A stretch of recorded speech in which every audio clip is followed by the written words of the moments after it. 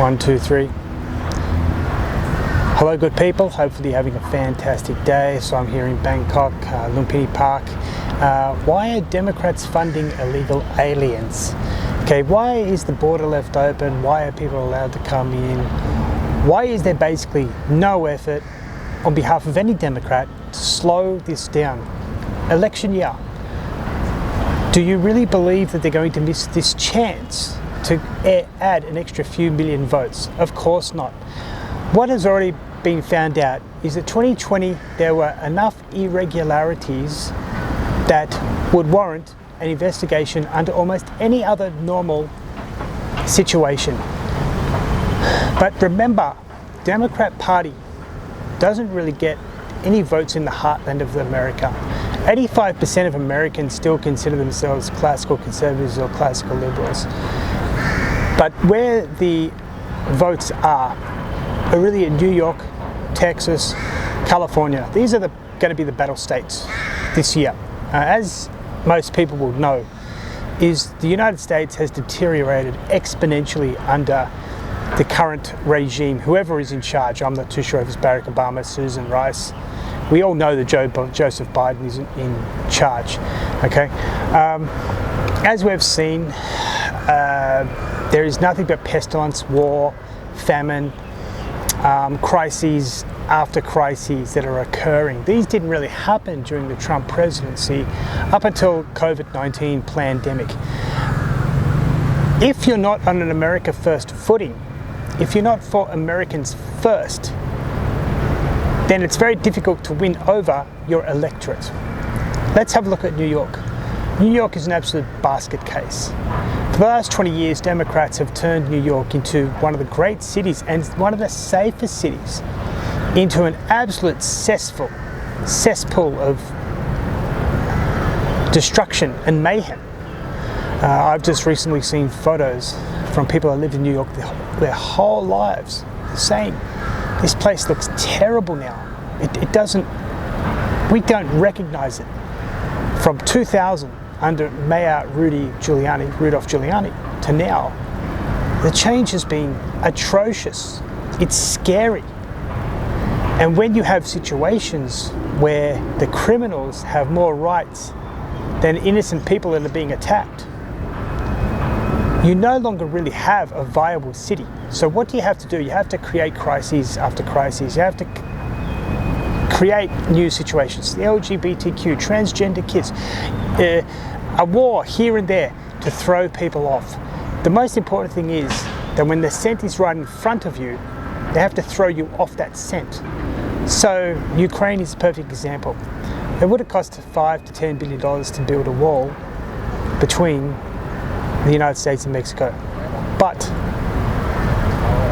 if you're able to divert people from this crisis at the border with, say, a war in Ukraine, or better yet, Israel and Palestine, then you have to create another crisis as well. Or maybe you have to create another victimhood group, which might be the LGBTQs. And then what they will do is they'll attach themselves to a new crisis in order to give their group more relevance, more opportunity to further be able to promote what they're doing, okay? So a really good example of this is Gays for Palestine.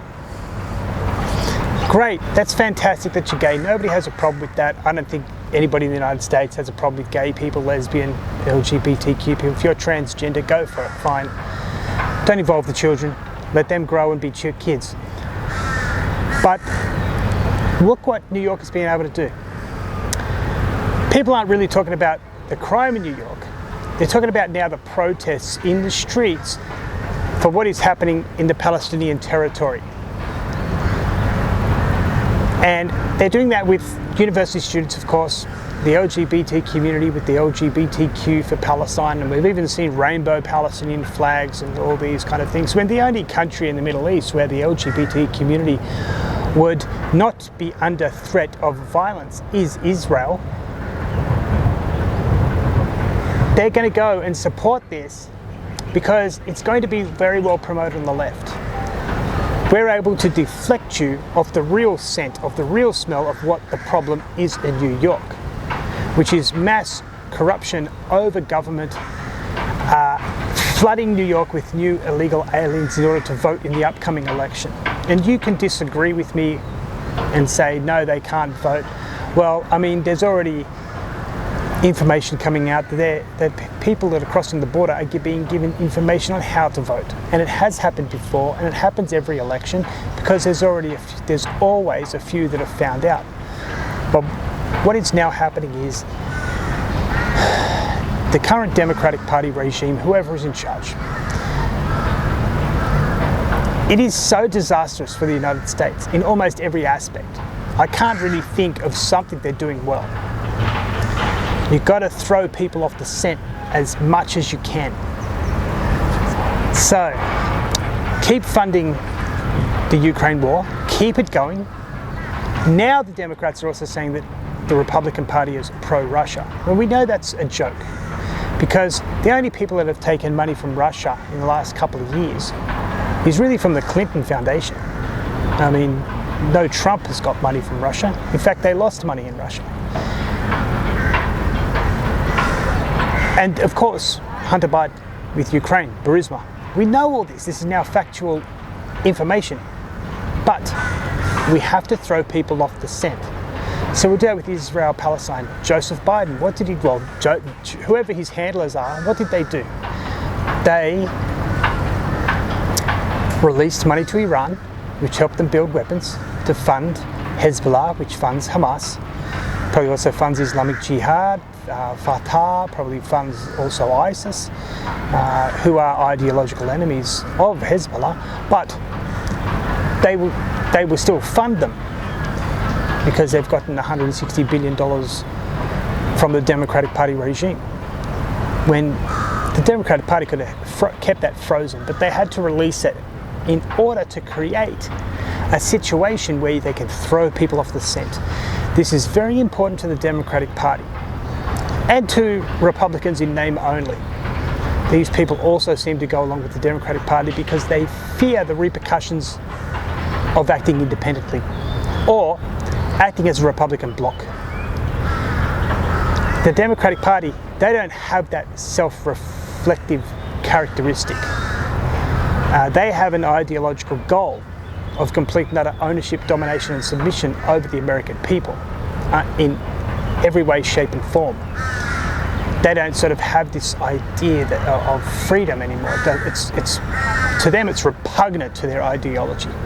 So in order for people to miss the real game, they have to throw them off as much as possible, and this is what's happening. Just a deflection of the truth, and let's create all these crises that people can't handle psychologically, mentally and also economically, because then they won't actually concentrate on the fundamental crisis that exists in the United States today, which is the Democratic Party, a political party in the United States, no longer works in the interests of the American people. It only works in the interest of the Democratic Party. And I am also saying that some Republicans are also part of this problem. So I know Americans have a big choice to make in November. It's either you vote for President Donald Trump or give recognition to the crises manufacturers. It will be a lot scarier under the crises manufacturers because they only have one thing now. In order for us to give you your safety, you have to give us all your rights. That's what it's coming down to. So an even smaller percentage of people will control the wealth and power of the United States, much smaller than it already is. So hopefully everybody makes the right decision in November. Be very careful, because they're not stopping. They don't need to, because very few people are sticking up and saying no. So think, November 2024, what are you going to do? Best of luck, good people, and I'll talk to you later. Bye for now. 1, 2, 3.